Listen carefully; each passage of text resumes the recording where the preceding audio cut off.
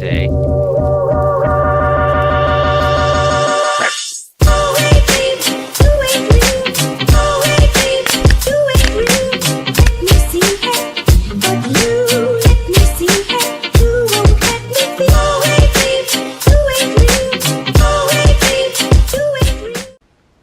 What is up, See It All Outdoors? How is it going?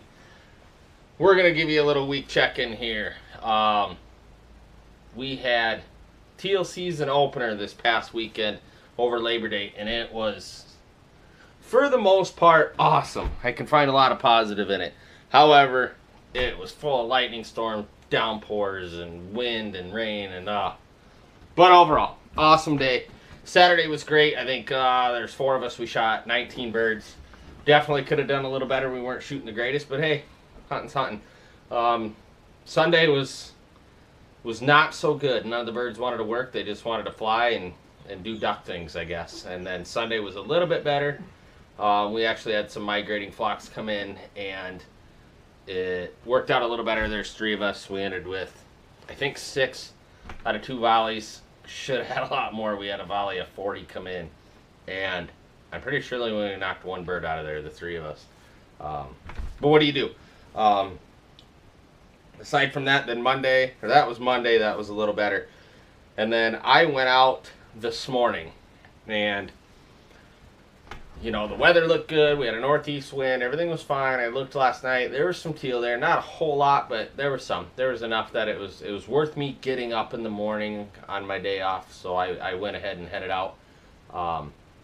Got out there super early because I hunt public land, and you just really never know who is going to be there and when they're going to be there, or if anybody's going to be there. I think I actually got in the parking lot at about 4:40, 4:45. I think it was, closer to 5. And nobody in any of the parking lots. I drove all 3 of them, and nobody to be found. I ended up sitting there until about 5:40. And then I walked out. I didn't have to walk real far. Had a northeast wind. Just a nice, easy setup. Threw my deeks out. Got the mojo going. Got all set up. Got hidden. Moved some cattails around. We've had a lot of rain, so the water's been up. So I was able to. I found some floating cattails in a big open pocket of water. And I was all set up. I was actually just kind of hanging out. I think I'd done an intro for a video for today. And at 6:40 was shooting light, and at 6:30 there was 2 guys that come walking through the marsh, and wouldn't you know it, they walk all the way in. I've got teal flying everywhere. I actually saw more teal this morning than I saw last night, so I wasn't expecting that. Saw a lot of migrators, 1 huge flock of migrators way up high, but also saw a lot of mallards and wood ducks and things like that. So a lot of ducks flying, you know, in that half hour, 10 minutes before shooting light. And these guys come walking in, and they set up dead smack in front of me. And they actually faced the opposite way. They were facing me.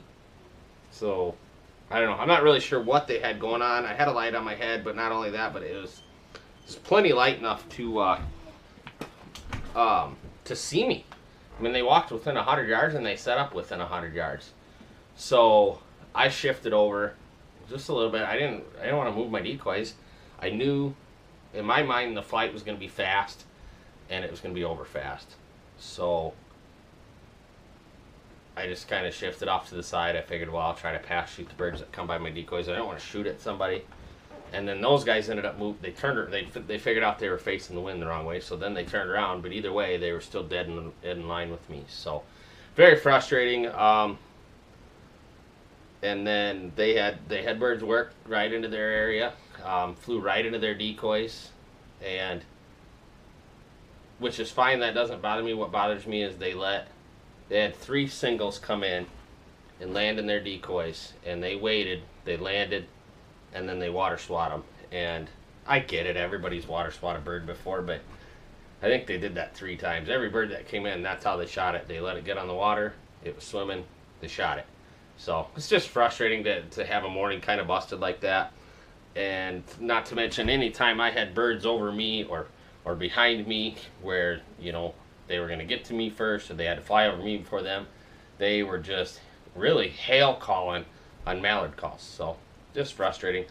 But didn't really get a video. I ended up being done by 8 o'clock. So I think what I'm going to do today is I've got a couple deer skulls that I buried in the yard this last spring, April. One of them's one my brother-in-law shot during shotgun season, and one of them's just one of the guys in the group shot, just a little dinky thing. So I've never buried a deer skull before for a European mount, so I'm going to go ahead, I'm going to dig them up. I'm going to see what they look like. One of them I had skinned out for the most part, and the other one I left full hair. So be interesting to see what they look like. We're going to dig those up. I'll wash them up for you. Kind of let you guys see that process, and I don't know if anybody's interested in doing it, they'll kind of see how I do it, and if you got any tips for me, go ahead and comment down below. But you know, stick with me, see what I got. I got a duck hunting video from the opening weekend I got to put together, and then this one. So I'll just try to get something together here for you, but hang tight. See it all outdoors. Okay, here's where we're at. See it all outdoors. I've got 2 buckets. And what I did was I dug these down enough to where I could get the full skull in the dirt, and then I left the antlers out. So we're gonna uncover these for the first time since I buried them. I think I buried them in April. So like I said, one of them had full hair on it, and the other one I had fleshed out for the most part. So hopefully nature did its course and did its work. We'll see. I see bugs crawling around on them. Ooh, they're pretty loose. I expected that to be a lot tighter. I don't know if you guys can see that very well, but there's the 2. There's one a buddy shot. There's one a brother-in-law actually shot. And I'm gonna get these pulled out of here. Well, there you have that. That was easy. A little bit of weed guard on that one. This one I fleshed out, so I expected that to be clean like that. There's a lot of dirt inside. A lot of everything just really packed in there.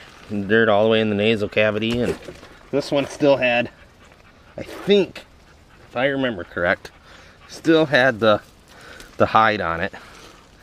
Yep, looks like it did. I can see some of where the tongue, the roof of the mouth was, and that. So I'm gonna get a hose to these. I don't think my pressure washer works, so I don't know why not, but last time I tried to use it, it was not, didn't have any pressure. So I got a hose, I got a little spray faucet thing. We're gonna spray these down and get them cleaned up.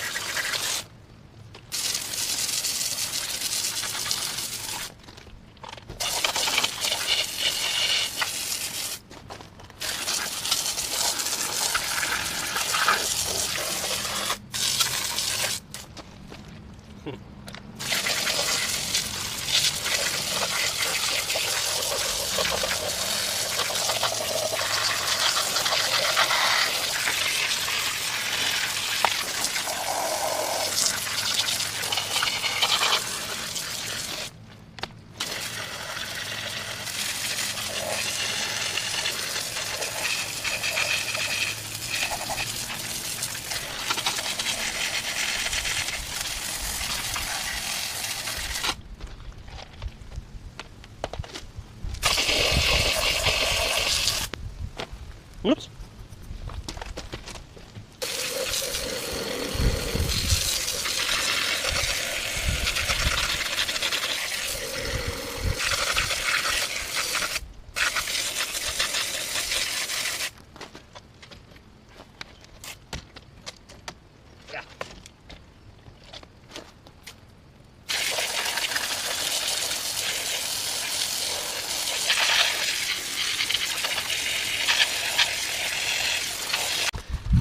Okay, so pretty well got them cleaned up here, and I'm gonna let them dry, see what they look like, and then if there's any more cleaning that needs to be done, I will go from there. And then I'm gonna throw them in the pot and bleach them. So sorry if you couldn't see that for a minute. I'm pretty sure I was just showing you the wall of the deck, but we'll do some more cleaning here after a bit, let them dry up some, and then I'll try to bleach them. But so far they actually turned out about the same. The one with the skin on it didn't really take any more work than the one that didn't have skin on it. So if you guys do something different, if you have a different way, or if I did something wrong or anything like that, I guess all I did was I literally just dug a hole. I set them in there, covered them up, put a bucket over them so nothing could, no rodents or anything could get at them, and that was it. So I don't know, like, comment, subscribe.